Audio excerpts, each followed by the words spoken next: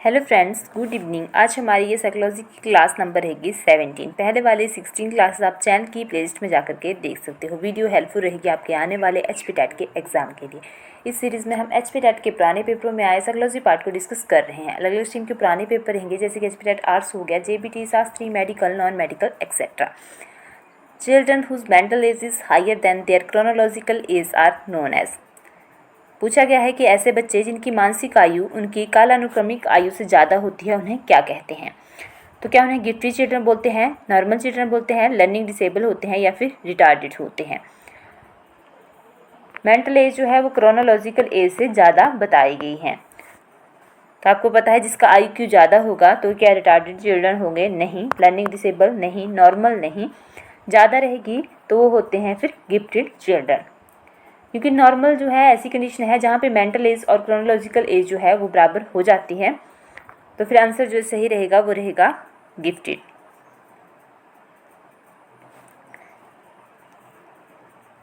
Next रहेगा second, what is the IQ of a 10 years old child whose mental age is 12 year।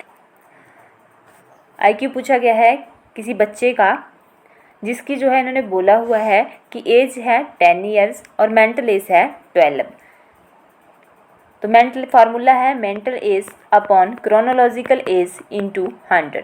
तो mental as कितनी बताई गई है यहाँ पे, वो बोली गई है 12। क्रोनोलॉजिकल एज कितनी बताई है, वो है 10। फार्मूला क्या है, इंटू में हम 100 कर देंगे, 0 से 0 कट जाएगी तो 12 इंटू 10 कितना हो जाएगा 120। सही आंसर क्या रहेगा 120। तो ऐसे आपने इनको निकालना होता है, फार्मूला लगा लेना। इन्होंने पूछा कि what is the IQ of a 10 years old child whose mental age, मतलब क्रोनोलॉजिकल एज आपके पास है और मेंटल एज भी आपके पास थी। मेंटल एज हमेशा हम ऊपर लिखते हैं, क्रोनोलॉजिकल एज जो है वो नीचे होती है। तो वो आ जाएगी 12/10 इंटू 100। बाकी काट ले, 120 इसका आंसर जो है आपके पास आ जाएगा। और बाकी आपको टेबल भी दिखा देती हूँ मैं। फार्मूला जो IQ को जो बोला जाता है वो बोला जाता है intelligence quotient. Formula of IQ जो है वो दिया था विलियम स्टर्न ने, काफ़ी बार मैं बता चुकी हूँ। कॉन्सेप्ट ऑफ IQ भी जो है वो विलियम स्टर्न ने ही दिया हुआ है। और कॉन्सेप्ट ऑफ मेंटल एज अगर पूछा जाए तो वो रहेगा अल्फ्रेड बिनेट का। और सबसे पहले जो वर्ड IQ था वो यूज़ किया था टर्मन ने। बाकी ये IQ का एक टेबल रहेगा जो मैं पहले भी आपको बता चुकी हूँ। तो जिसका IQ लेवल जो है सबसे नीचे से हम स्टार्ट करते हैं, 0 to 25 के बीच में होगा, उन्हें जो है वो इडियट चिल्ड्रन बोला जाता है। मतलब यहाँ तक यही आएंगे, 17 से लेकर 25 तक इसी तरह के बच्चे आ जाएंगे, थोड़ी बुद्धि वाले, फिर उससे कम, उससे कम, कम कम, नीचे की तरफ टेबल चलता जाएगा। 25-49 इम्बिसाइल आते हैं, 50-60 में मोरवर और फीबल माइंडेड आते हैं, 17 to 79 बॉर्डर लाइन और डल बच्चे आते हैं। एक अलग से टेबल रहेगा जहाँ पे उन्होंने इन सभी को जो है वो रिटार्डेड शब्द का प्रयोग कर दिया है और बस वहाँ पे ही छोड़ दिया है। परंतु कई बार जो है वो बीच से भी पूछ लेते हैं, तो इसको आपने याद रखना है। 80 to 89 बिलो एवरेज, 90 to 109 के नॉर्मल और एवरेज चिल्ड्रन इसमें आते हैं, 110 to 119 के बीच में अबव एवरेज, 120-129 के बीच में सुपीरियर, 130 to 39 जिनका IQ होता है वेरी सुपीरियर में आते हैं, 140 और इससे ज़्यादा जो है वो जीनियस। तो इस टेबल को भी आपने याद कर। नेक्स्ट रहेगा इट इज गाइडेड बाय। तो इसके लिए सही आंसर रहेगा pleasure principal, option A. It किसके द्वारा गाइडेड होता है, तो प्लेजर प्रिंसिपल इसके लिए सही आंसर रहेगा। 4 रहेगा who among the following is associated with Gestalt theory of learning. निम्नलिखित में से कौन सीखने के गेस्टॉल सिद्धांत से संबंधित है। Who among the following is associated with Gestalt theory of learning. तो ऑप्शन है पेवलव, स्किनर, थॉर्नडाइक और कोहलर। सही आंसर रहेगा ऑप्शन डी, कोहलर। तो लर्निंग थ्रू इनसाइट या गेस्टॉल थ्योरी ऑफ लर्निंग किसकी है, वो रहेगी कोहलर। इसमें जो एक्सपेरिमेंट किया गया था तो एक चिंपैंजी पे किया गया है ये वाला। बाकी बात करें अगर पेवलव की, तो क्लासिकल कंडीशनिंग है पेवलव की, इसी को ही जो है वो पायनियर कंडीशनिंग के नाम से भी जाना जाता है। ये पेपरों में पहले पूछा गया है। इसी को जो है वो रिस्पोंडेंट कंडीशनिंग के नाम से जाना जाता है, कंडीशनल रिफ्लेक्स के नाम से जाना जाता है, कंडीशनल रिस्पॉन्स के नाम से भी इसे ही जाना जाता है। एक्सपेरिमेंट हुआ है एक डॉग के ऊपर। बात करते हैं, नेक्स्ट रहेगा स्किनर। तो स्किनर की थ्योरी रहेगी ऑपरेंट कंडीशनिंग।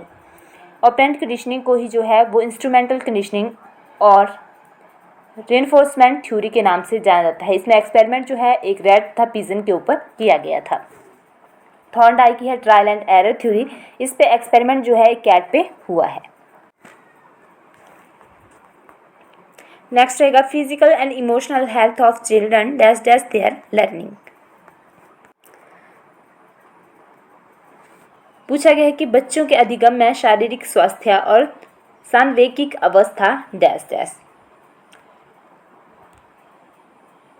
तो पूछा गया है कि क्या मतलब लर्निंग में फिजिकल एंड इमोशनल हेल्थ जो होती है बच्चे की, उसके कोई रोल है। तो इन्होंने बोला है कि इज़ नॉट रिलेटेड टू। क्या फिजिकल और इमोशनल हेल्थ जो है बच्चे की लर्निंग से रिलेट ही नहीं करती, या फिर उसका कुछ सिग्निफिकेंट रोल होता है, या फिर बोलते हैं कि does not have any influence on, मतलब इस पर इसका कोई प्रभाव ही नहीं पड़ता, या फिर प्लेज एन इम्पोर्टेंट रोल, जिसमें एक जो है एक महत्वपूर्ण भूमिका निभाता है। तो सही आंसर रहेगा D, plays an important role.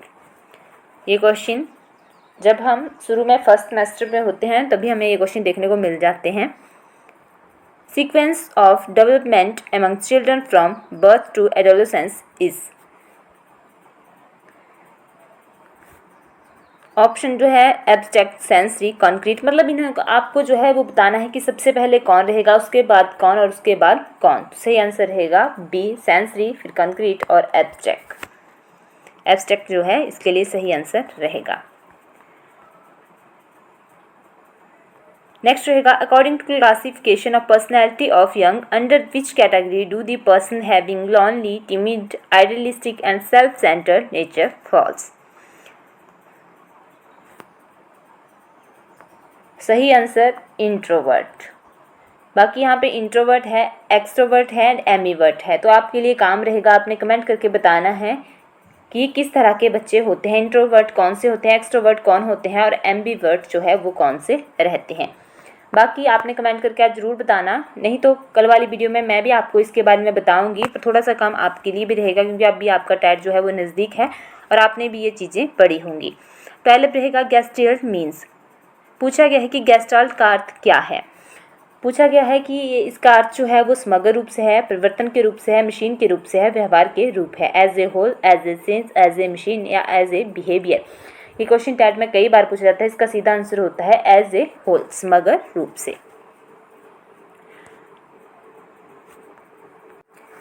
Next रहेगा giving the meaning to sensation on the basis of past experience is called. पूर्व अनुभव के आधार पर संवेदना को अर्थ प्रदान करना कहलाता है। तो कहा जाता है perception. Option B. Which of the following is not a theory of intelligence. निम्न में से कौन सा बुद्धि का एक सिद्धांत नहीं है। तो यूनिफैक्टर थ्योरी जो है वो इंटेलिजेंस की ही रहेगी, टू फैक्टर थ्योरी भी इंटेलिजेंस की है, मल्टीफैक्टर थ्योरी भी। तो थ्योरी ऑफ रिग्रेशन जो है इसके लिए सही आंसर रहेगा थ्योरी ऑफ रिग्रेशन। इनको याद रखना, ये सारी की सारी थ्योरियाँ जो है वो इंटेलिजेंसी से रिलेट करती हैं। नेक्स्ट रहेगा which of the following is an example of development disorder. तो डेवलपमेंट डिसऑर्डर से पूछा गया है तो रहेगी intellectual disability. Option C. Modelling is the concept given by. सही आंसर रहेगा इसके लिए A, Albert Bandura. Option A. सीधा क्वेश्चन है, इसे एज इट इज याद कर लेना। एक क्वेश्चन और रहेगा अल्बर्ट बंडूरा से ही पेपर में पूछा गया क्वेश्चन है कि सोशल लर्निंग थ्योरी जो है वो किसकी है। वो रहेगी अल्बर्ट बंडूरा की ही।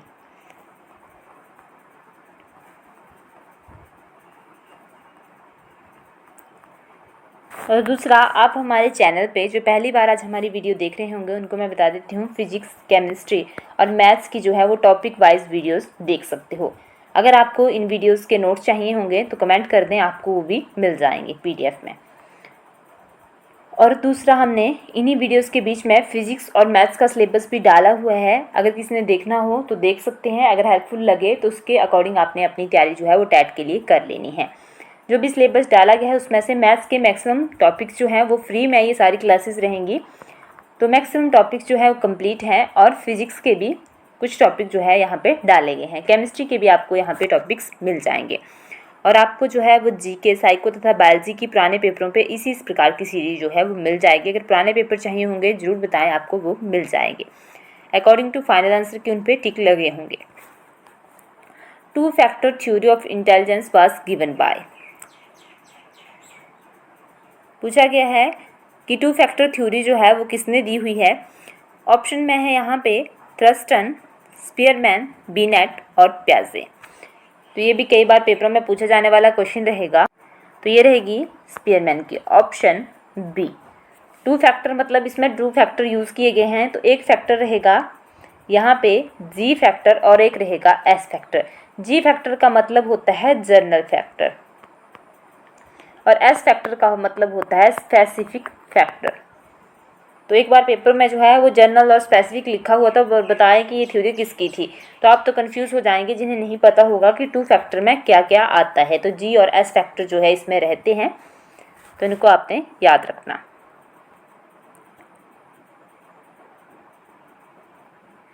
नेक्स्ट रहेगा Raven's progressive matrices test measure. तो किसको मेजर करता है ये? पर्सनैलिटी को, रीडिंग एफिशिएंसी को, इंटेलिजेंस को या एप्टीट्यूड को। तो इसके लिए सही आंसर जो हमारे पास रहता है वो रहेगा इंटेलिजेंस, ऑप्शन सी। इंटेलिजेंस जो है इसके लिए सही आंसर रहेगा। पर्सनैलिटी भी नहीं होगा, रीडिंग एफिशिएंसी भी नहीं होगा और एप्टीट्यूड भी नहीं होगा। नेक्स्ट रहेगा 28। अकॉर्डिंग टू पियाजे a child between 2 to 7 years is in the. तो 2 to 7 ईयर्स के बीच में कौन सी स्टेज रहती है हमारी? ऑप्शन में है pre operational, farmer operational, concrete operational stage और सेंसरी मोटर स्टेज। तो मैंने कई बार आपको इनके टाइम पीरियड बताए हुए हैं, अगर किसी ने ध्यान से सुना होगा तो देखिए इस प्रकार से आपको ये चीज़ें काम आएंगी। सबसे पहली स्टेज जो होती है वो रहती है सेंसरी मोटर स्टेज, जिसका टाइम पीरियड रहता है बर्थ टू 18 मंथ तक। कई बार मैं आपको ये चीज़ें बता चुकी हूँ। सेकेंड स्टेज जो रहती है वो रहती है प्री ऑपरेशनल स्टेज, ये सेकंड है। ये आती है 18 मंथ्स टू 7 ईयर्स तक। ये मैंने ईयर्स को वाई ही लिखा, 18 मंथ्स को मैं एम लिख रही हूँ। 18 मंथ्स टू 7 ईयर्स के बीच इसमें भी 2 आती हैं। छोटे छोटे पार्ट इसके और रहते हैं प्री ऑपरेशनल स्टेज के। तो इसका पहला पार्ट जो होता है वो होता है ईगोसेंट्रिक स्टेज और दूसरा रहता है इंट्यूटिव स्टेज। अगर मैं ईगोसेंट्रिक की बात करूं तो ये रहती है 18 मंथ्स टू 4 ईयर तक और ये वाली रहती है इंट्यूटिव 4 to 7 ईयर तक। अगर कलेक्टिवली बात की जाए तो फिर दोनों मिलके हो जाती हैं ये 18 मंथ्स टू 7 ईयर्स तक। तो ये रह जाएगी हमारी प्री ऑपरेशनल स्टेज में, ये भी होगी हमारी और पहली भी होगी सेंसरी मोटर स्टेज भी। अब नेक्स्ट रहती है कंक्रीट ऑपरेशनल स्टेज, जो रहती है 7 ईयर्स टू 12 ईयर्स तक। और लास्ट रहती है फॉर्मल ऑपरेशनल स्टेज, जो कि रहती है 12 ईयर्स टू एडल्टहुड तक, बियॉन्ड 12 ईयर्स टू एडल्टहुड। तो होगी हमारी ये चारों की चारों स्टेजेस कंप्लीट। दूसरी बात मैंने ये बोली थी कि अगर एग्ज़ाम में कुछ आपको ऑप्शन दिए होंगे तो जो भी स्टेज उन्होंने दी होगी उसका नज़दीक सा ही कोई ऑप्शन दिया होगा। थोड़ा एक आधा साल का गैप जो है वो चल पड़ता है, वो इतना डाल ही देते हैं, क्योंकि कुछ कुछ बुक्स पे एक आधा साल 2 साल का गैप होता ही होता है। थोड़ा बहुत गैप वो डालेंगे, पर जो वो ऑप्शन डालेंगे और जिसका उनको आंसर चाहिए होगा उसके क्लोज जो है वो कोई और नहीं डालेंगे। उस क्वेश्चन को इस तरह से डालेंगे वो, ताकि आपको देख के पता चल जाए कि अगर जो हमने आंसर याद कर रहा था वो नहीं है यहाँ पे, तो उसके नज़दीक जैसा यहाँ पे कौन है जो वहाँ से मैच कर रहा हो। तो यहाँ पे पूछा गया है कि 2 to ईयर्स के बीच में जो है वो कौन सी स्टेज पाई जाती है। कॉग्निटिव डेवलपमेंट जो है ये रहेगी पियाजे की थ्योरी। तो 2 to 7 में अभी मैंने आपको बताया कि इसमें जो है सही आंसर रहेगा प्री ऑपरेशनल स्टेज। ये पाई जाती है 18 मंथ्स टू 7 ईयर्स के बीच में। अब यहाँ पे देखो इन्होंने दे दिया है 2 to 7, तो कितना नज़दीक है इसके? ये 18 मंथ्स के कितने नज़दीक हैं? 2 है ना। और उसके बाद जो है वो 7 मंथ यहाँ पे क्लियरली इन्होंने शो किया हुआ है। तभी मैंने बोला था अगर कोई डालेगा तो बिल्कुल नज़दीक का वो ऑप्शन डालेगा जिसे आप देख के पता लगा सकते हो कि इसका आंसर जो है वो कौन सा रहेगा। नेक्स्ट रहेगा development proceed from dash dash to dash dash. ये वाला क्वेश्चन भी हम साइको में कई बार देखते हैं जब हम बीएड अपनी स्टार्ट करते हैं फर्स्ट सेम में। पूछा गया है कि general to specific, complex to hard, specific to general या फिर सिंपल टू इजी। तो विकास जो है डैश डैश से डैश डैश की ओर बढ़ता है, तो किस जर्नल टू स्पेसिफिक की ओर ही बढ़ता है ना। तो सही आंसर रहेगा इसके लिए ए। नेक्स्ट रहेगा जी, क्वेश्चन पूछा गया है the process of changing the existing scheme to include new information is called. यहाँ पे 2 क्वेश्चन पेपरों में बार बार पूछे जाते हैं, एक तो हो गया असाइमलेशन और दूसरा हो गया एकोमोडेशन। तो यहाँ पे पूछा गया है कि अगर हम जो नवीन जानकारी को शामिल करने के लिए वर्तमान स्कीमा में बदलाव की प्रक्रिया डैश डैश कहलाती है। तो ऑप्शन आप ध्यान से देख लीजिए एक बार। इन्होंने बोला कि नवीन जानकारी जो है हमने जो एग्जिस्टिंग हमारे पास स्कीमा है उसमें इसे ऐड करना है, ठीक है। तो उस प्रक्रिया को हम क्या बोलते हैं, तो उसे बोला जाता है एकोमोडेशन, ऑप्शन सी। और एक रहेगा असाइमलेशन। तो असाइमलेशन में क्या होता है, इसमें हम क्या करते हैं, assimilation involve adjusting new information in the existing scheme. क्या करना है, हमने न्यू इन्फॉर्मेशन को जो है जो ऑलरेडी एग्जिस्ट है स्कीम उसी में ही हमने एग्जिस्ट करना है, जो हमारे पास स्कीम है उसी में हमने क्या करना है, न्यू इन्फॉर्मेशन को डालना है।